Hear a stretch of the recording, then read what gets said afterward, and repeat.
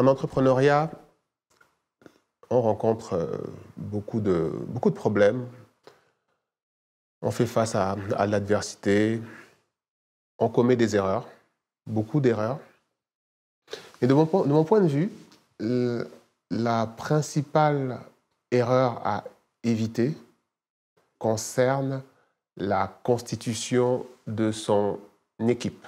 Les problèmes sont très souvent d'ordre humain dès le démarrage et il peut également y a également des problèmes humains qui peuvent perdurer ou alors naître à une étape ultérieure de la vie de la société.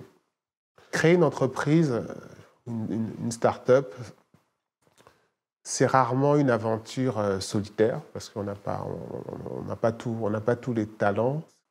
Il y a certains entrepreneurs démarrent seuls, c'est possible. Mais j'avoue que beaucoup d'investisseurs n'aiment pas cela. Savoir que le devenir d'une entreprise repose sur les épaules d'une seule personne.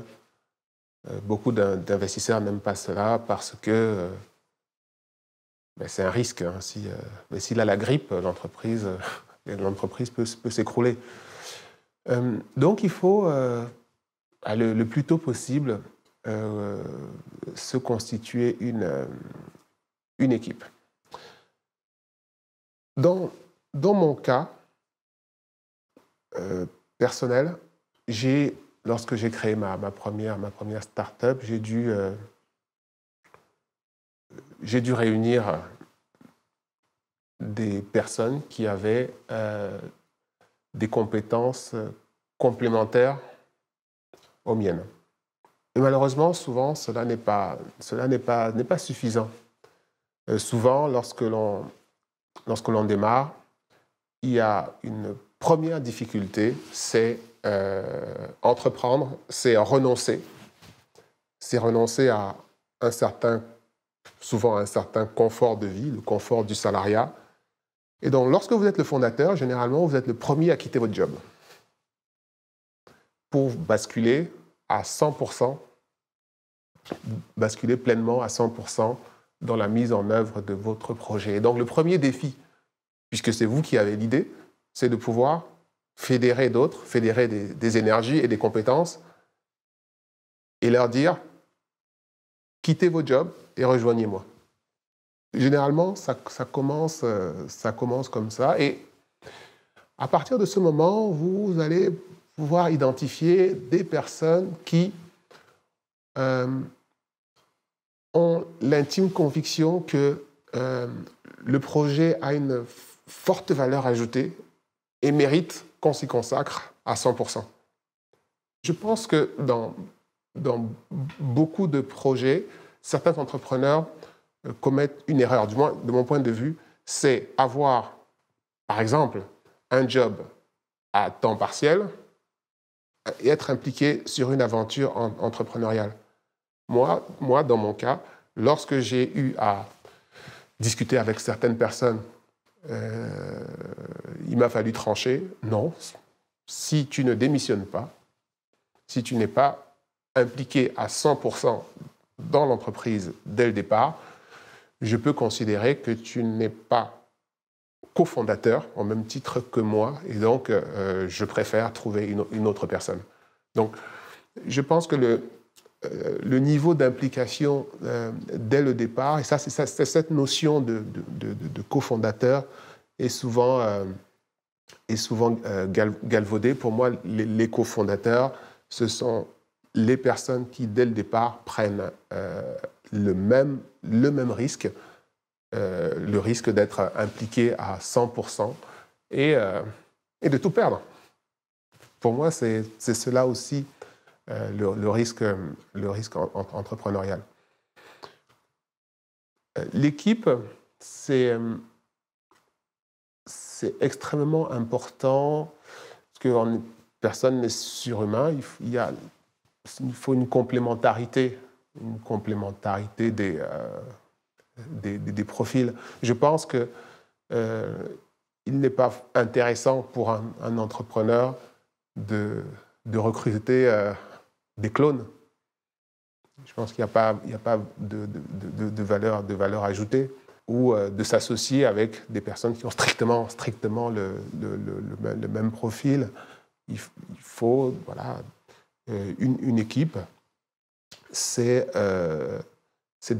sont des rôles qui sont partagés.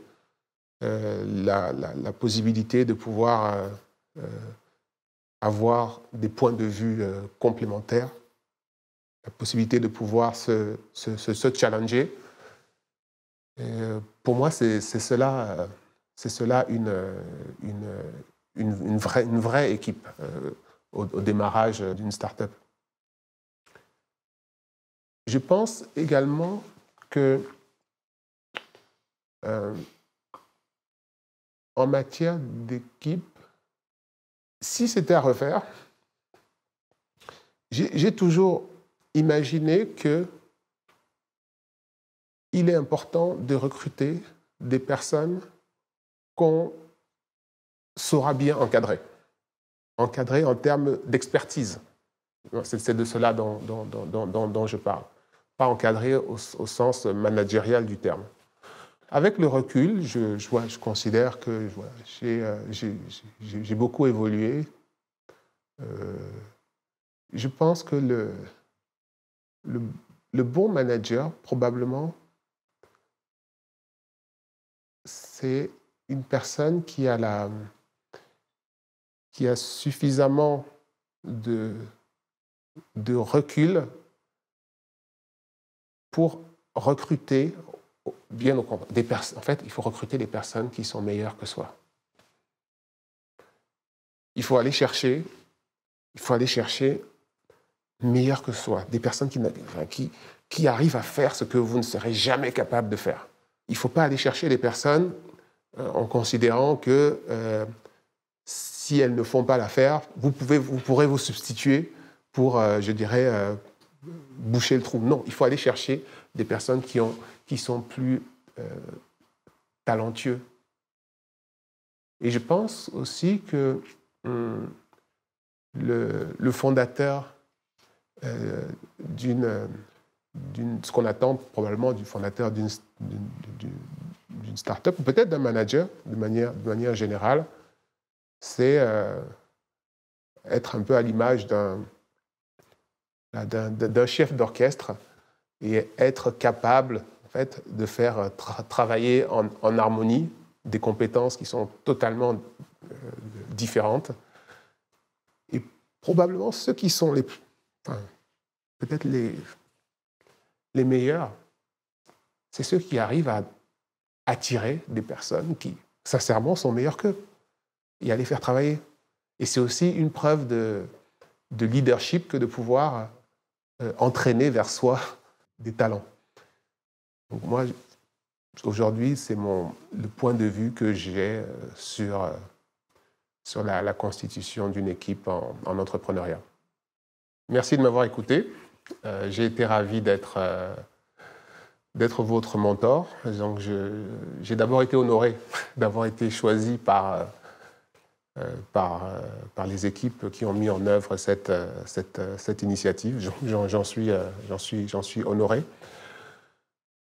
Je sais un certain nombre de choses, donc je prends plaisir à partager régulièrement avec d'autres entrepreneurs. Je sais beaucoup de choses, mais je ne sais pas tout.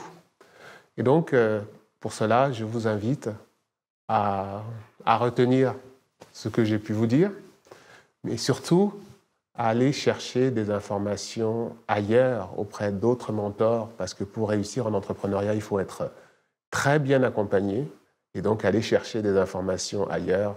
Soyez entourés pour relever les défis qui vous attendent. Merci.